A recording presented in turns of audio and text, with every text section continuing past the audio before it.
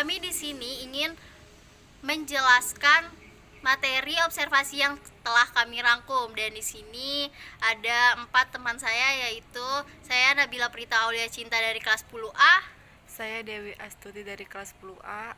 Saya Nurul Farisa Elgiana dari kelas 10A. Saya Oktavia Ramadhani Segarum dari kelas 10A. Oke, saya di sini ingin menjelaskan proses masuknya Islam ke Kerajaan Kesultanan Banten. Sejarah Banten pada abad ke-16, daerah Pajajaran beragama Hindu, pusatnya di Bogor. Kerajaan Pajajaran telah mengadakan kerjasama dengan Portugis. Oleh karena itu, Portugis diizinkan untuk mendirikan kantor dagang dan benteng pertahanan di Sunda Kelapa untuk membendung pengaruh Portugis di Pajajaran Sultan Trigono dari Demak memerintahkan Fatahillah selaku panglima Pangeran Demak untuk melakukan bandar-bandar Pajajaran pada tahun 1526. Armada Demak berhasil menguasai Banten. Pasukan Fatahillah juga berhasil merebut puluhan Sunda Kelapa pada tanggal 22 Juni 1527. Sejak itu, nama Sunda Kelapa diubah menjadi Jayakarta atau Jakarta, yang berarti kota kemenangan. Pada 22 Juni kemudian dijadikan hari jadi kota Jakarta. Dalam waktu singkat, seluruh pantai utara Jawa Barat dapat dikuasai Fatahillah. Agama Islam memperlambat Leuser di Jawa Barat. Fatahillah kemudian menjadi wali atau ulama besar dengan gelar Sunan Gunung Jati dan berkedudukan di Cirebon pada tahun 1552. Putra Fatahillah yang bernama Hasanuddin diangkat menjadi penguasa Banten di Cirebon, dan Fatahillah sendiri mendirikan pusat kegiatan keagamaan di Gunung Jati sampai beliau wafat pada tahun 1568. Pada awalnya, Kerajaan Banten merupakan wilayah kekuasaan Kerajaan Demak Islam ke Banten dan pendirian Sultan Banten. Masa awalnya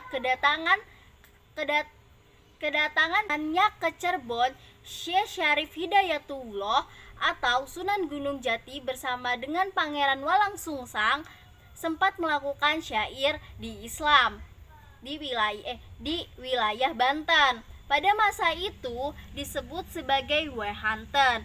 Syair Hidayatullah dalam Syekh Syarif Hidayatullah menjelaskan bahwa arti syidat atau perang tidak hanya dimaksudkan dengan perang melawan musuh-musuh saja, namun perang melawan nafsu inilah yang kemudian menarik masyarakat.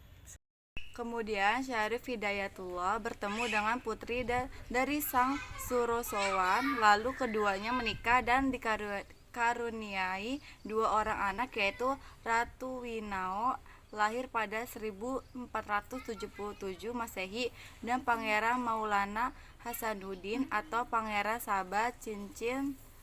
Nama pemberian dari kakeknya Sang Surosowan yang lahir pada 1478 Masehi. Sang Surosowan walaupun tidak memeluk agama Islam, namun sang toleran kepada para pemeluk Islam yang datang ke wilayahnya.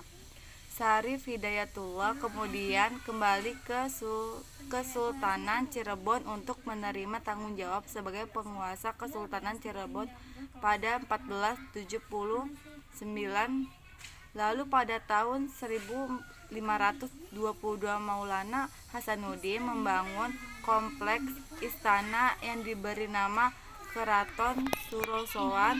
Pada masa tersebut beliau juga membangun alun-alun pasar, Masjid Agung serta masjid di kawasan Pacitan.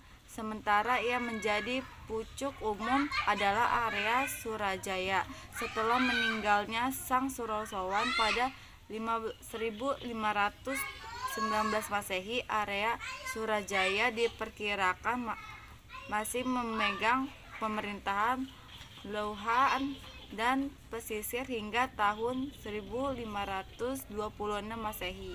Maulana Hasanuddin yang berhasil menarik simpati masyarakat termasuk masyarakat pedalaman meminta Maulana Hasanuddin untuk menghentikan aktivitas dakwahnya dan menantangnya sambung ayam atau adu ayam.